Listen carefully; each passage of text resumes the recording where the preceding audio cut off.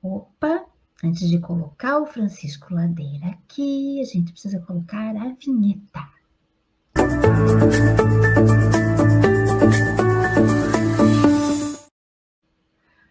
Bom dia, Francisco Ladeira. Tudo bem com você? Bom dia, Rosângela.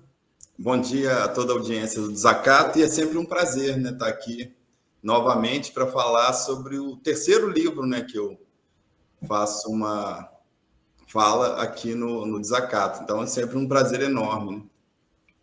Gente, o Francisco Ladeira, além de ser professor da Universidade Federal de São João del Rei, ele é colunista do Portal do Desacato e lançou agora o seu segundo livro, né, Francisco, sobre essa política internacional. Meu Deus, deixa eu achar o nome aqui. A Ideologia dos Noticiários Internacionais, volume 2, pela EMO Editora. Ele lançou esse livro há pouquinhos dias, né, Francisco? Na Bitita, Festa da Palavra, quinta edição da Primavera dos Livros. E então, esse livro, né, que vem falar e trazer esse tema que para a gente assim tá longe e agora está cada dia mais perto, né? Porque foi-se o tempo, né, como disse o próprio Francisco, em que a geopolítica era um assunto desinteressante para a esmagadora maioria da população, uma temática secundária nos noticiários da grande imprensa. Atualmente, é muito comum que a geopolítica do leste europeu, a questão palestina, estejam presentes nas conversações cotidianas e pautem acalorados debates nas redes sociais. Todos nós, em maior ou menor medida, né, estamos ligados ultimamente no que se passa no mundo. Sabemos que isso nos afeta de alguma forma, e sabemos que isso afeta o nosso cotidiano. Mas, então, Francisco Ladeira nos faz um convite com essa obra para compreender os mecanismos, né, das formas como as mídias trabalham esses conteúdos que chegam até nós. Então, vamos começar, Francisco, falando, porque a maioria da população tem uma crença, né, de que as informações internacionais elas são distribuídas por agências internacionais, como a Associated Press, a United Press Internacional, a France Press, a Reuters, e que, como essas são agências internacionais, elas seriam assim entidades, empresas neutras. Elas trariam todo esse conteúdo para nós de uma forma isenta. É isso que acontece, Francisco? Um bom dia também a Thali, né? Os manuais de redação, tanto da imprensa escrita, né, a imprensa televisiva, ressaltam que o jornalismo tem um compromisso com a objetividade, né? Em outras épocas, eles até usavam a palavra neutralidade, mas não está tão em uso, mas é como se mais ou menos fosse esse mesmo sentido, né? Que os jornais têm esse compromisso com os fatos. Inclusive, na comunicação, existe a chamada teoria do espelho, que fala que o jornalista nada mais do que reflete o que acontece. Também dizem que há o direito ao contraditório, que contemplam a pluralidade de ideias presentes na sociedade. Isso é só teoricamente. Na prática, o jornalismo, como você bem colocou, internacional, tem como fonte algumas poucas agências internacionais de notícia. Essas agências internacionais estão sediadas nos países que a gente chama de países imperialistas, Estados Unidos, Grã-Bretanha, França, e são espécies de braço discursivo das agências externas, das agendas externas dos seus respectivos países. Logo, esse noticiário internacional vai defender aquilo que é do interesse dos Estados Unidos e aliados. E como eu coloco no título do livro, Ideologia dos Noticiários Internacionais, porque a ideologia ela vai ser mais bem sucedida à medida que ela não se identifica enquanto tal, sob essa fumaça do jornalismo isento e objetivo. E é interessante que essas notícias que são distribuídas em todo o planeta têm uma certa uniformidade. Por exemplo, um noticiário que vai vir para o Brasil é o mesmo que vai para o Senegal, é o mesmo que vai para a Ásia e por aí vai. Não tem aquela questão de produzir a notícia de acordo com a realidade de um país. Essas agências, então, já começa a manipulação aí, porque o que for do interesse do imperialismo é noticiado, o que não for é ocultado, né? O que o Perseu Abramo, né, um grande teórico da comunicação, chamava de padrão de ocultação. A mídia define o que é ou não um fato jornalístico. Mesmo esse fato jornalístico, ele vai ser fragmentado, justamente para que as pessoas não conheçam o todo. Porque quanto menos você conhece um fato, menos argumentos você tem, menos grupos de referência, mais fácil você aderir a um discurso midiático. Por isso, essa fragmentação dos noticiários. Um exemplo, né, que eu estava assistindo a entrevista anterior com o José Álvaro, é ocultar a historicidade de um determinado acontecimento geopolítico. Você faz uma espécie de tábula rasa. Rússia, Ucrânia. Ele deu o exemplo, a questão Revolução Maidan, lá em 2014, essa aproximação da Ucrânia com a OTAN, a extrema-direita ucraniana, tudo isso vai ser ocultado nos noticiários para colocar a invasão russa como o início da guerra Rússia e Ucrânia, como a Rússia tivesse invadido a Ucrânia do nada.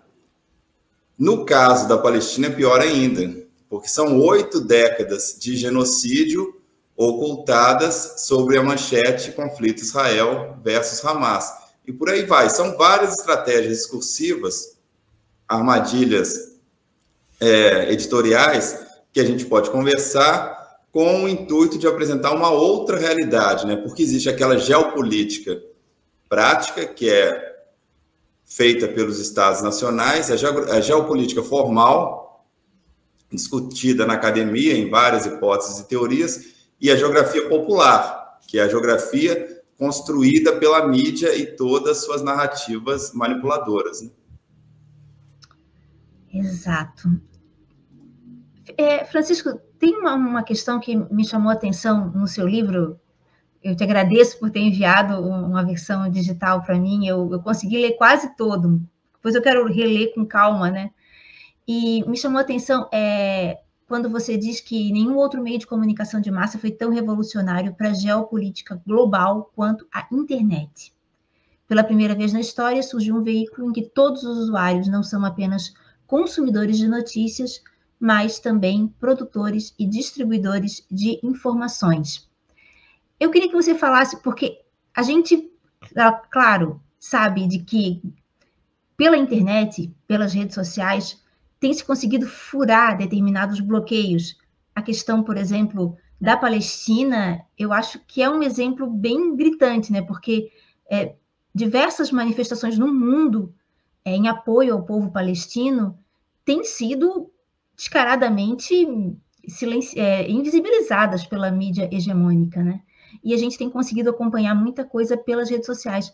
Mas também tem o lado da manipulação e da concentração da mídia hegemônica que se repete na mídia, nas plataformas digitais, né? A gente novamente tem tanto a batalha que existe pela regulação das plataformas digitais.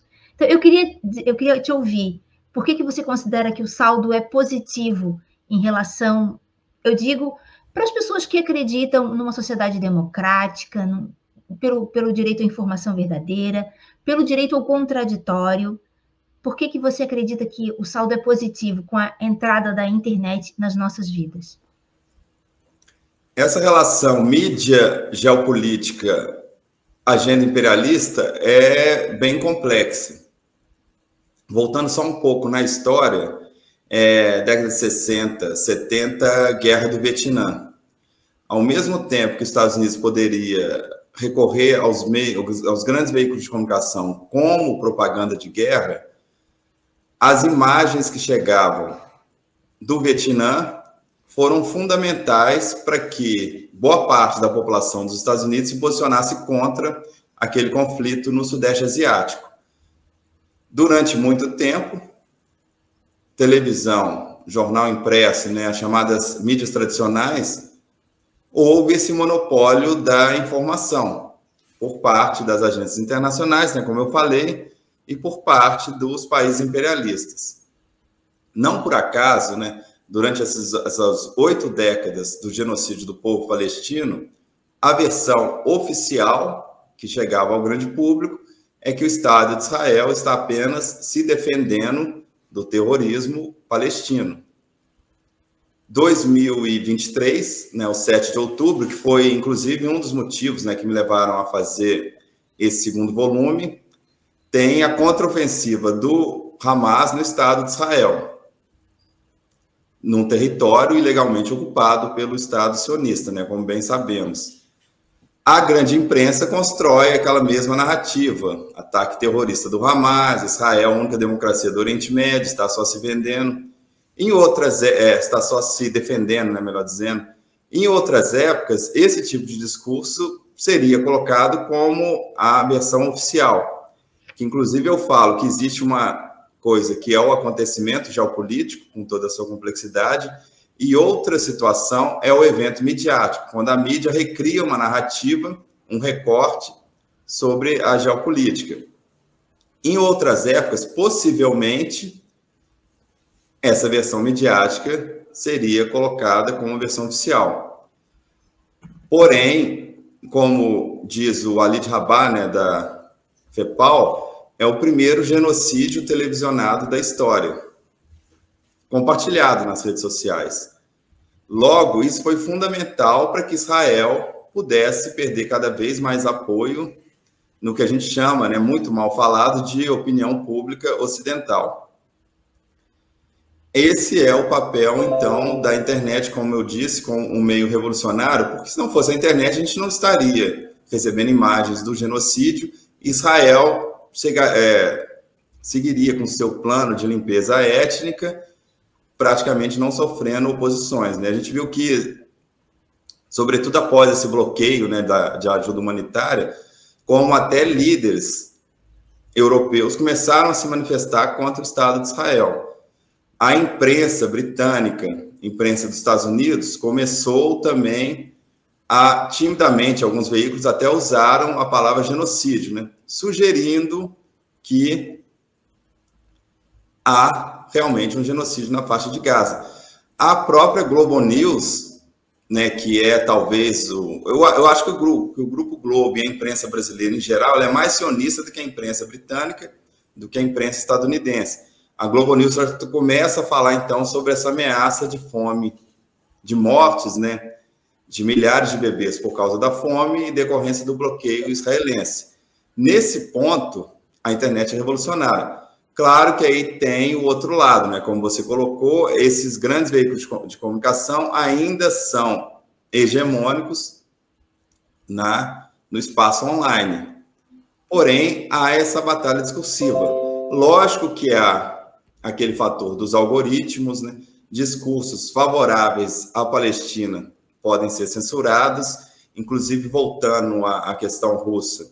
O Facebook, logo depois de estourar a guerra, permitiu o discurso de ódio em relação à Rússia, em relação a Putin.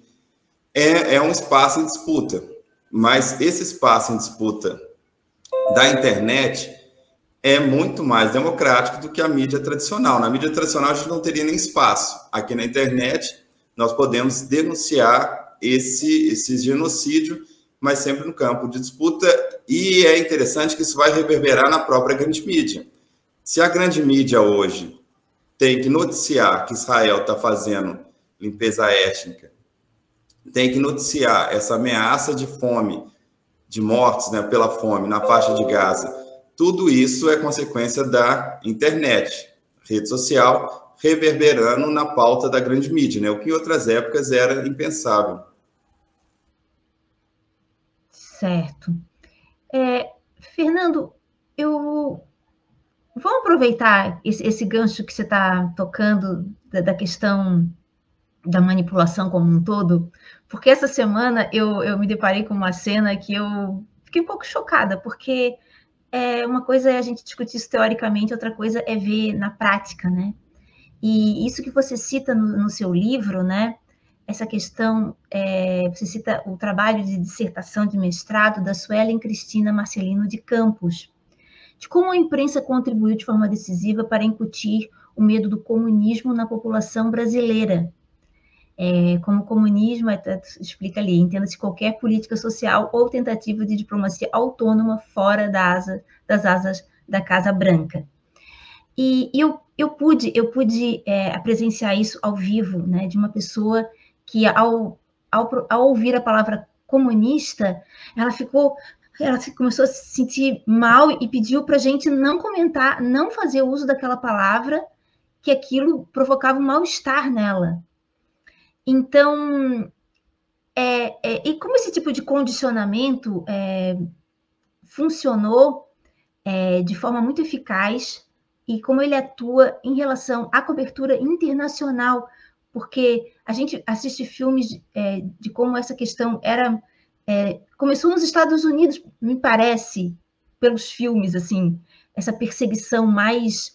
É verídico isso? A gente pode dizer que foi o país que começou a trabalhar essa política e ela é eficiente até hoje? Não é uma coisa que ficou no passado? Pelo menos no âmbito geopolítico de propaganda midiática, os Estados Unidos.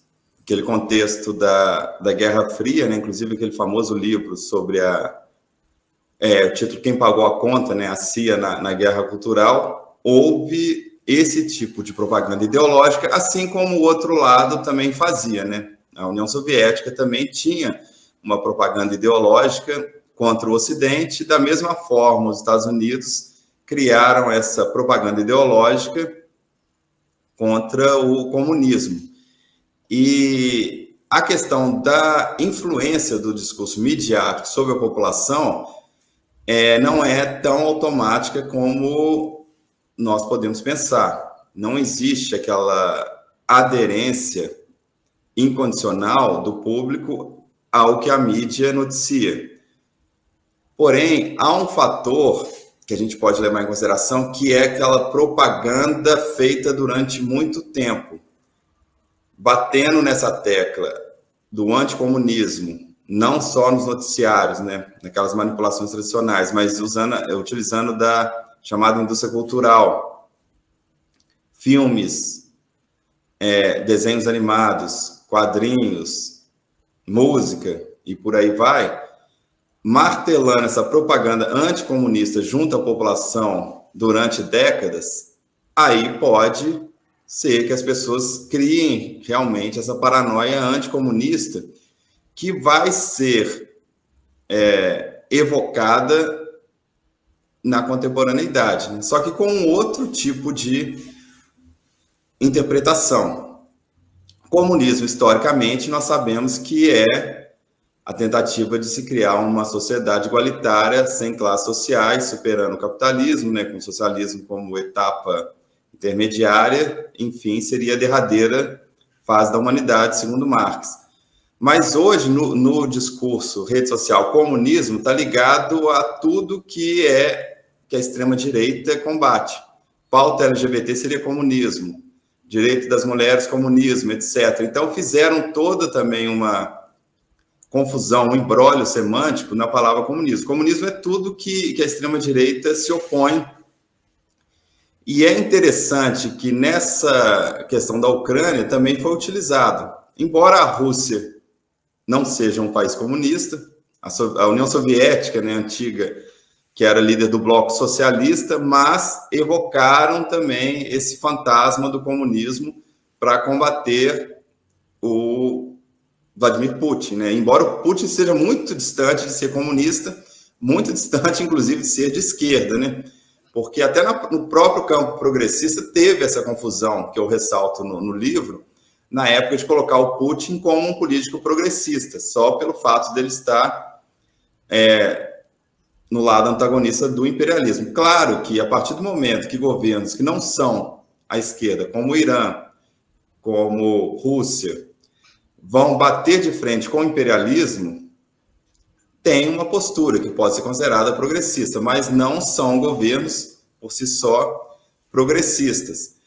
O discurso anticomunista também vai ser muito explorado pela mídia para golpes de Estado, haja vista que 2016, por exemplo, a questão do golpe contra Dilma Rousseff. Dilma Rousseff seria um governo comunista. Então, é um fantasma que sempre ronda, que a mídia sabe utilizar muito bem, sabe manipular em determinados contextos. Além de Cuba, né? Cuba é o clássico do discurso anticomunista nos noticiários internacionais.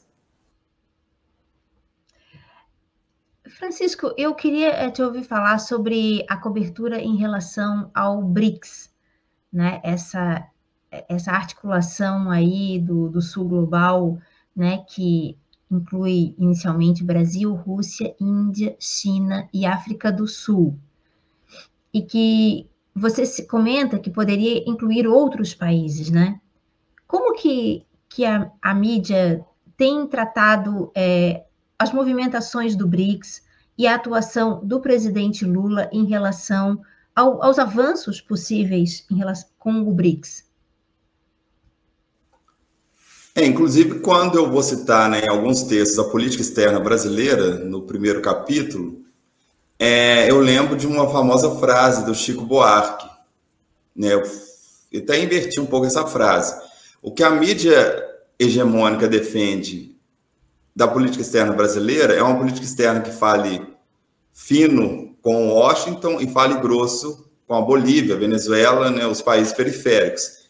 É uma política externa altamente submissa aos interesses dos Estados Unidos. Há um artigo colocado aqui no livro que eu coloco que, historicamente, a mídia que mais sabota o desenvolvimento brasileiro é a própria mídia brasileira. Nenhuma outra imprensa no planeta, eu acredito, sabote tanto os interesses nacionais como a mídia brasileira. Basta a gente fazer um histórico. Lá na década de 50, da campanha do petróleo é nosso, para a imprensa brasileira, o país não poderia explorar petróleo porque não tinha petróleo aqui. No máximo, quando falou-se na Petrobras, teria que ter o capital estrangeiro. Década de 90, Fernando Henrique Cardoso vendendo tudo que era possível, entregando o Brasil para os grandes capitalistas. O que a imprensa fez? Apoiou essas privatizações. Pré-sal, Sardenberg, na Globo falou que inclusive nem existia o pré-sal, uma fake news horrorosa, justamente para ir contra os interesses do Brasil. Quando o presidente Lula busca uma política externa autônoma em relação aos Estados Unidos, a grande imprensa, evidentemente, é contra. Quando se fala em integração latino-americana, grande imprensa também contra. Chegando aos BRICS, né, que foi a sua questão, que é um instrumento que vai contestar essa ordem imperialista, Brasil, Rússia, Índia, China, outros países. A grande imprensa, evidentemente, vai ser contra os BRICS, assim como é contra o Mercosul, e todo tipo de manipulação que eles puderem fazer para boicotar esse processo é feita. Na conclusão do livro, eu coloco uma frase do Patriota, que foi um ex-membro do governo Dilma, que ele fala que esses noticiários internacionais defendendo uma política brasileira submissa aos interesses dos Estados Unidos, eles podem, inclusive, impactar na própria política, na diplomacia brasileira, porque qualquer medida que defenda os interesses nacionais vão ser colocadas de maneira negativa na grande imprensa. A metáfora que eu fiz até num dos textos, que se fosse um jogo de futebol, a grande imprensa, a especialidade seria fazer gol contra, né? Sempre atuando contra os interesses do Brasil. É incrível isso. Mas, por outro lado, isso também não nos revela que fica aí claro, explícito, que essa mídia não trabalha para os interesses do povo brasileiro, do Estado brasileiro, trabalha para interesses outros internacionais, transnacionais, não é mesmo, Francisco? Isso também não é um dado que nos diz bastante? Exatamente, né? Diz a quem atende. A própria Rede Globo, né, que é o grande canal ainda de televisão, cresceu muito no acordo considerado ilegal com o grupo Time Life.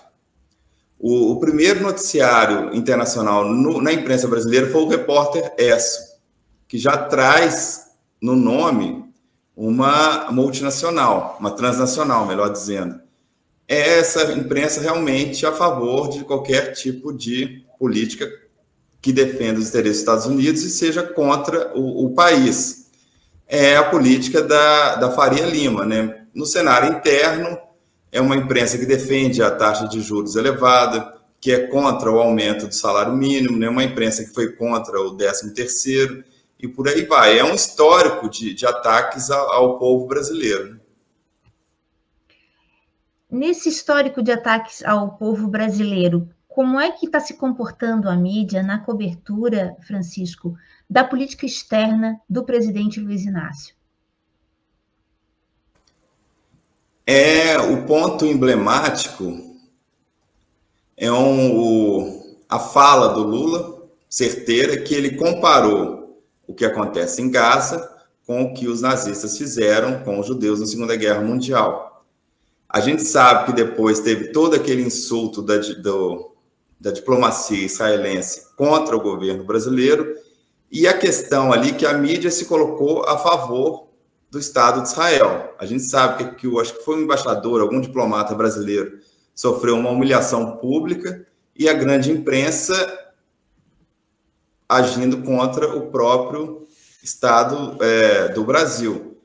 E tem a questão, na Folha de São Paulo, inclusive eu cito, o Brasil é uma potência regional.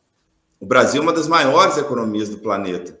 O Brasil é o 5º maior país do mundo em extensão territorial. Naturalmente, o Brasil é um país que deve atuar continuamente no cenário internacional, pela importância da Amazônia, etc, etc. Mas na Folha de São Paulo, um articulista disse que não. Ele escreveu que o Brasil tem que ter uma política voltada para dentro. O Brasil não pode ser um ator importante no cenário internacional, para a gente ver o nível, né, do que o Nelson Rodrigues chamava de vira-lata, né, do complexo de vira-lata da grande imprensa. E é claro, né, em alguns casos pontuais, como foi que o presidente Lula, né, ao meu ponto de vista, de uma maneira errônea, se posicionando contra a Venezuela, né, alegando que houve fraude, ou insinuando, né, querendo as atas, porque não pede ata de eleições em nenhum outro lugar no mundo, só na Venezuela. Nesse ponto, a grande imprensa concorda ainda um pouco com o Lula, né? Ou seja, quando o Lula atende aos interesses dos Estados Unidos, a grande imprensa concorda. Quando ele minimamente prega algum tipo de autonomia, a grande mídia, evidentemente, já sai contrária, né? O caso de Israel, eu acho que é o mais emblemático.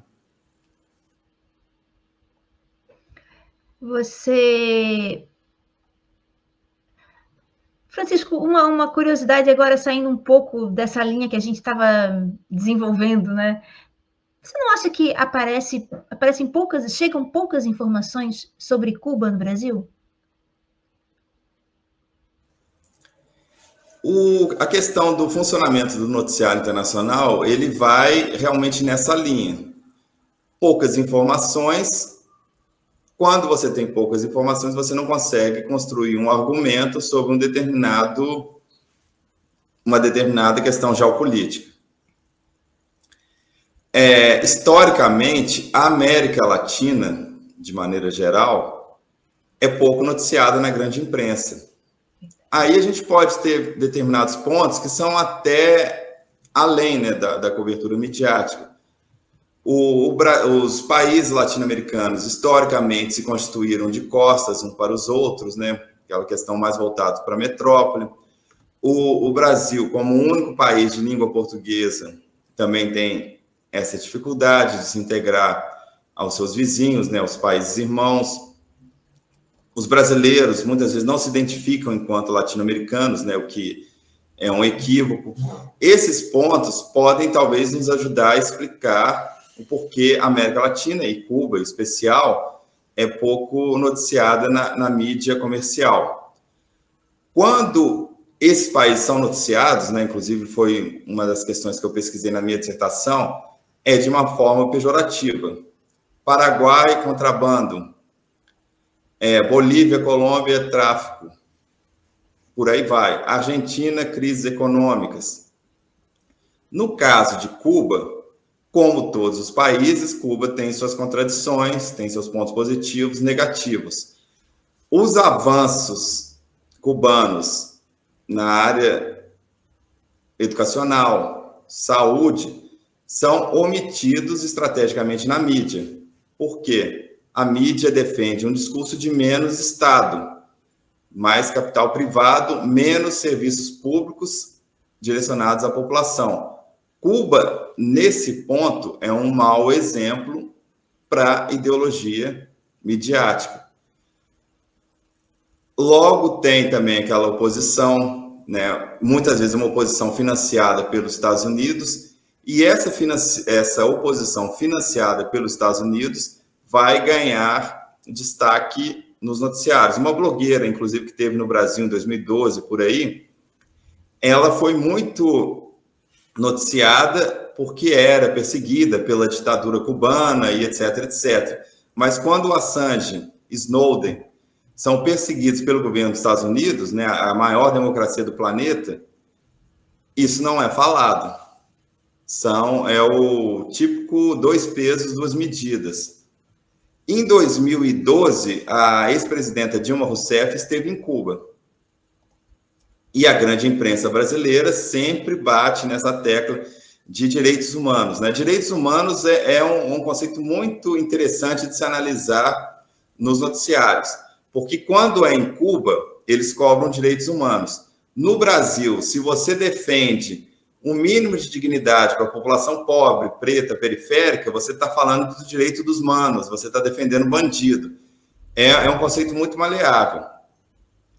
Perguntaram à presidenta Dilma o que ela achava sobre a questão dos direitos humanos em Cuba. E ela deu uma resposta sensacional, falando que se a gente quer discutir os direitos humanos em Cuba, vamos falar sobre a prisão de Guantánamo, que os Estados Unidos mantêm em Cuba, e muitas pessoas sem o devido processo legal, tortura, etc. Eu acho que é assim que a gente tem que lidar com a mídia, né? Denunciando esses 2 pesos, 2 medidas. Eu acho que nessa linha podemos esperar, gente, para daqui a mais alguns anos, a 3ª edição do livro do Francisco Ladeira, porque a conjuntura internacional vai continuar trazendo muitos elementos para ele poder fazer essa avaliação, como ele fez no seu livro A Ideologia dos Noticiários Internacionais. Não te parece, Francisco? Sim, porque, como eu coloco na apresentação do livro, para mim seria suficiente uma primeira edição, né, que seria os noticiários internacionais, analisando os mecanismos de manipulação, personalização, maniqueísmo, rótulo, jornalismo de adjetivação, etc. Eu quis fazer o que eu já pesquiso há muito tempo, colocar isso para um público amplo e tentar desvelar como são feitas essas manipulações. Inclusive, no primeiro volume, eu coloco uma frase que já foi desconstruída pelos fatos, que era que as pessoas, em geral, público, não têm interesse pela geopolítica, porque acontece algo distante, talvez os noticiários não deem tanta atenção, ou aquela suposta falta de relação com o nosso cotidiano. Essa era a conclusão que eu cheguei na dissertação do mestrado, e quando eu lanço o livro no início de 2022, antes da guerra da Ucrânia. Estoura a guerra da Ucrânia, eu comecei a perceber uma certa movimentação nas redes sociais. Mas eu acredito que passou, né, um tempo. Mas aí, quando vem o genocídio, vai retrocedendo. Israel e Palestina começam a fazer parte do próprio debate público brasileiro, né? Israel pelo fato do sionismo cristão, né? Que inclusive eu fiz um programa com a Thalia sobre isso. e a Palestina, que é a grande causa dos povos oprimidos do planeta. Eu percebi que era necessário levar essa discussão sobre os noticiários internacionais, porque agora, ao contrário do que eu pensava, não é um assunto distante, não é um assunto que as pessoas não se interessam. E as pessoas estão interessadas sobre os noticiários internacionais, e há muita desinformação, tanto da grande mídia, né, que é a maior difusora de fake news sobre relações internacionais, como na internet. A tentativa do livro, então, é abrir esse debate sobre como ocorrem as manipulações midiáticas nos noticiários internacionais a partir de exemplos concretos, né? Talvez realmente venha um volume 3, e espero com notícias melhores, né? Não com um genocídio como pauta principal. Francisco, onde as pessoas podem encontrar o teu livro? Ele está vendo em alguma plataforma virtual? Sim. No próprio site da editora Emo, eu posso até compartilhar o link nos comentários. No site da editora Emo, o livro já tá disponível. Foi lançado, né, como você mencionou, no último domingo. E a gente espera atingir um público amplo que as pessoas possam, a partir do livro, refletir, né? Porque eu não busco ali impor uma determinada visão, mas é abrir ao debate, contrapondo as manipulações midiáticas tradicionais e também na internet, né? Que é, inclusive, o terreno em disputa, né? Como eu falei. Correto. Então, por favor, coloca ali, Francisco, que eu vou reproduzir também em todas as outras plataformas o endereço eletrônico da editora Emol, onde já está disponível à venda a obra do Francisco Ladeira, A Ideologia dos Noticiários Internacionais, que, como vocês viram, tem exemplos riquíssimos para a gente compreender como funciona a máquina de manipulação da mídia comercial. Muito obrigada pela presença, Francisco, pelas informações. Te desejo uma ótima quinta-feira. Eu que agradeço mais uma vez, né? Sempre é muito bom poder conversar aqui no Desacato, né? E que eu já estou aqui toda quarta-feira também. Eu convido quem está assistindo, né? Todas as quartas, por volta de 9h30, eu tenho a minha coluna Fabricantes de Desinformação, tentando realmente destrinchar esse discurso midiático. Muito obrigado, excelente quinta-feira para você e para toda a audiência aí do Portal Desacato. Tá certo, um abraço, Francisco. A gente segue aqui com a programação. Um abraço.